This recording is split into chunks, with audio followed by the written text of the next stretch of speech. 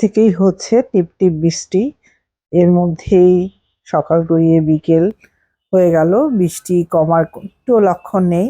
এই বৃষ্টি মাথায় রেখে একেবারে প্রয়োজনীয় যে কাজগুলো হারভেস্টিং থেকে শুরু করে একটু টুকটাক কাজ যেটা না করলেই না, কাজগুলো সেরে নিলাম এই বৃষ্টির মধ্যে। বেগুনগুলো বড় হয়ে গেছে, সেগুলো হারভেস্টিং করলাম। এই বছরের প্রথম এই বর্ষা সিজনের তরুই গাছ লাগিয়েছিলাম, সেই তরুই হারভেস্ট করলাম আজকে দুটো নতুন গাছ, আজকে প্রথম হারভেস্টিং হলো। একেবারেই প্রয়োজনীয় কাজগুলো সেরে নিলাম। হ্যালো মাই লাভলি ভিউয়ার্স, আসসালামু আলাইকুম। কাশিবের ছাদ বাগানের পক্ষ থেকে সবাইকে অভিনন্দন। আশা করি সবাই ভালো আছেন, আমারই মতো ফুল ফল এবং সবজির গাছ লাগাচ্ছেন। আমি আমার পেয়ারা গাছে চলে এসেছি। পেয়ারা গাছ, এটা একটা মাধবী পেয়ারা গাছ। আমার ছোট ভাই সুদূর কানাডায় থাকে, ওর হাতে লাগানো সেই 8 বছর আগে। এখনো নিবিড়ভাবে আমাদের সেবা করে যাচ্ছে, মানে প্রচুর ফলন দেয় প্রতি বছরই। এই যে পেয়ারা অলরেডি 4টা 5টা হারভেস্ট হয়ে গেছে, আজকে দুটো করেছি। খুবই মজার, খুবই সুমিষ্ট। যাই হোক, হারভেস্টিংটা হয়ে গেল। এখন আসছি এই টুকটাক কিছু কাজ যেটা না করলেই না। ভেবেছিলাম আজকে বাঁধাকপি ফুলকপির মাটিটা প্রস্তুত করব। এটা খুব ইম্পর্ট্যান্ট একটা জিনিস, মাটি প্রস্তুত করা, বিশেষ করে ফুলকপি এবং বাঁধাকপির। এটার মাটিটার একটু অনুপাতটা একটু অন্যরকম সাধারণ সবজির তুলনায়। অনুপাতটা কি হারে কি মিশাতে হয়, কতটুকু জৈব সার, কতটুকু গার্ডেন সয়েল, এটাই আজকে দেখাবো ভেবেছিলাম। কাল যদি বিকেলে বৃষ্টি না হয় মাটিটা প্রস্তুত করে ফেলবো, কারণ কালকেই আমি চারাগুলো হাতে পাবো এবং কালকেই আমাকে লাগাতে হবে। দেরি হয়ে গেলে চারাগুলো নষ্ট হয়ে যাবে। অবশ্যই চ্যানেলটিকে সাবস্ক্রাইব করে পাশে থাকা বেল আইকনটিকে প্রেস করে রাখবেন, যাতে নতুন কোনো নোটিফিকেশান আসার সাথে সাথে আপনাদের কাছে পৌঁছে যায়। এবং ফুলকপি বাঁধাকপির যে মাটি তৈরি করার যে প্রক্রিয়াটা, এটা অবশ্যই অবশ্যই আপনারা দেখবেন আমার চ্যানেলে। আমি কালকে করব এবং যদি সম্ভব হয় কালকেই দিব, না হলে একদিন পর। অনেকগুলো বেগুনের চারা রেডি হয়ে গেছে, সেই চারাগুলো এখনও রিপোর্টিং করতে পারছি না। সেইগুলো আজকে মাটি যেহেতু রেডি করা আছে দুটো তিনটে জারে, একটা করে চারা প্রতি জারে বসিয়ে দেব। এখন বৃষ্টি হচ্ছে, এই বৃষ্টিতে চারাগুলো সুন্দরভাবে সেট হয়ে যাবে মাটির সাথে। সেজন্য দুটো জায়গায় আমি আপাতত বসিয়ে দিলাম দুটো চারা। আর ধাপে ধাপে মাটি প্রস্তুত হবে, বেগুনের চারাগুলো আস্তে আস্তে রিপোর্টিং করতে থাকবো প্রতিটা কন্টেনারে। অতিরিক্ত বৃষ্টি সবজি তো নষ্ট করে দিয়েছে অনেকের। আমার যেমন পুঁইশাক গাছগুলোর ব্যাপক ক্ষতি হয়ে যাচ্ছে এবার অতি বৃষ্টির কারণে, খালি গোড়া পচে যাচ্ছে। অনেকগুলো পুঁইশাক অলরেডি আমি উঠিয়ে ফেলেছি, কন্টেনার ধীরে ধীরে খালি হচ্ছে। ভাবছি যে এই কন্টেনারে কি একটা করে বেগুনের চারা দিব না ফুলকপির চারা দিব। বেগুনের জন্য একটু কম হয়ে যায় 5 লিটার কন্টেনারটা।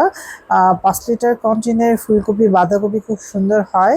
ছাদে আপাতত আর কিছু করার নাই, বৃষ্টি পুরো ছাদ ভেজা, মাটি ধরলেই কাদা কাদা হয়ে যাবে। ছাদ থেকে নেমে একেবারে দরজার সামনে আমার এন্ট্রি পয়েন্টে একটা কাজ করছি। সেটা হলো এই যে ফুলগুলো দেখতে পাচ্ছেন, অসংখ্য ফুলের তোড়া জমে গেছে। ফুলগুলো সংরক্ষণ করছি একটা বালতিতে। এটা দিয়ে খুব চমৎকার একটা জৈব সার হবে। একটা জিনিসও কিন্তু ফেলে দেওয়ার মতো কোনো জিনিস নেই যেটা গাছে লাগে না। আর সবজি থেকে বলেন, মাছের মালা বলেন, এই যে ফুলের তোড়াটা, অসংখ্য ফুলের তোড়া ছিল, সেগুলো ফেলে না দিয়ে ধীরে ধীরে আমি বালতিতে রেখে দিচ্ছি। পানি দিয়ে ভরিয়ে রাখবো বালতিটা একদম টানা 6 থেকে 7 দিন। তারপর এটার সাথে আর কি জৈব উপাদান মিশিয়ে গাছে দিব সেটাও আমি আপনাদেরকে দেখাবো। ফুলের মধ্যে থেকে যেই উপাদানটা বের হয় সেটা কিন্তু গাছের জন্য খুবই উপকারী একটা তরল জৈব সার। সেটা আপনারা যদি বাগানে অসংখ্য ফুল থাকে, এখান থেকেও আপনারা এইভাবে অল্প অল্প করে ফুল জমিয়ে একটা তরল জৈব সার তৈরি করে ফেলতে পারেন, যেটা গাছের জন্য, সবজির জন্য, ফুলের গাছের জন্য, ফলের গাছের জন্য খুবই উপকারী। আমি সমস্ত ফুলগুলো, এই যে ফুলের পাপড়িগুলো, সব শুকনো ঝরা পাতাগুলো সব বালতিতে কালেক্ট করছি। পানি দিয়ে রেখে দেবো 7 দিন, তারপর চমৎকার একটা জৈব সার হবে। এবং এই সারটা পরবর্তীতে কি করে গাছে দিব সেটাও আমি আপনাদেরকে দেখাবো। কেউ যদি চিন্তা করেন যে আমি একটি টাকা খরচ না করে বিনা খরচে সবজি চাষ করব সেটাও কিন্তু সম্ভব। এই যে আমি কালেক্ট করছি ফুলগুলো, এটা ভিজিয়ে রাখবো, সার হবে, সবজির খোসা থেকে সার হবে, মাছের ময়লা থেকে উচ্ছিষ্ট আসবে। এই যে এগুলো দিয়ে যে জৈব সারগুলো তৈরি হবে, এটা দিয়েই কিন্তু আপনারা ওই যে ব্যবহৃত চা পাতা, ডিমের খোসা, মানে এগুলো সব কালেক্ট করে, কলার খোসা সব কিন্তু গাছে আপনারা দিতে পারেন। মাছ ধোয়া পানি, চাল ধোয়া পানি, ডাল ধোয়া পানি, এভরিথিং এভরিথিং গাছের জন্য খুবই প্রয়োজন। কেউ যদি চায়, প্রবল ইচ্ছা থাকে যে বাজার থেকে একটি সারও না কিনে আমি আমার ঘরোয়া ফেলে দেওয়া জিনিস দিয়ে, উপকরণ দিয়ে তরল সার বলেন বা মাটি প্রস্তুত করব, সেটাও করতে পারেন। এইভাবে কিন্তু আপনারা সবজি চাষ করতে পারেন বিনা খরচায়। যদি ভালো লাগে অবশ্যই চ্যানেলটিকে সাবস্ক্রাইব করে পাশে থাকা বেল আইকনটিকে প্রেস করে রাখবেন, কারণ আমিও চেষ্টা করছি যাতে খরচ কমিয়ে গাছের যত্নটা করা যায় নিবিড়ভাবে এবং খুব সুন্দর উপাদান দিয়ে। এই যে উপাদানগুলো, এগুলো কিন্তু একেবারেই জৈব, কোনো রাসায়নিক বিক্রিয়া হবে না। আপনি যেটা খাবেন সেটা কিন্তু একেবারেই অর্গানিক ওয়েতে আপনি খাচ্ছেন। যদি কেউ চান এইভাবে গাছের যত্ন করতে পারেন বিনা খরচায়, অল্প খরচে, মানে সামান্য মিনিমাম খরচ করে অবশ্যই ছাদে বাগান করা যায়। অনেকে খরচের ভয়ে বাগান করতে চান না, কিন্তু এইভাবে যদি করেন, এই যে একটু একটু করে উচ্ছিষ্ট জমিয়ে বা এই যে হলুদের পানি, সাবান পানি, নিম তেল বা ডেটল, এগুলো থেকে কীটনাশক তৈরি করে কিন্তু গাছে স্প্রে করতে পারেন। পেঁপের পাতা, নিম পাতা, এটাতে কোনো খরচ নাই। জোগাড় করে পানিতে ভিজিয়ে একদম কীটনাশক তৈরি করে আপনারা গাছে দিতে পারেন। একেবারেই বিনা খরচায় সুন্দর একটা বাগান হবে, অর্গানিক বাগান। আর যারা বাগান করেন তাদের জন্য আরেকটা জিনিস সংগ্রহে থাকে, সেটা হলো বাগানের ঝাড় দেওয়া পাতা। এটা কিন্তু অসম্ভব উপকারী গাছের জন্য।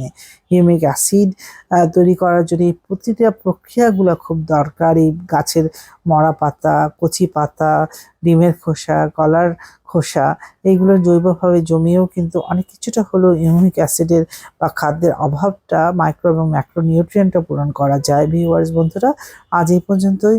সবাই ভালো থাকবেন আর আমার জন্য একটু দোয়া করবেন। আর কালকের পর্বে অবশ্যই ফুলকপি এবং বাঁধাকপির মাটি প্রস্তুত নিয়ে আমি এই চ্যানেলে আসব। আপনার চ্যানেলটিকে ফলো করে পাশে থাকা বেল আইকনটিকে প্রেস করে রাখবেন। আবারও বলছি ভিউয়ার্স বন্ধুরা, সবাই ভালো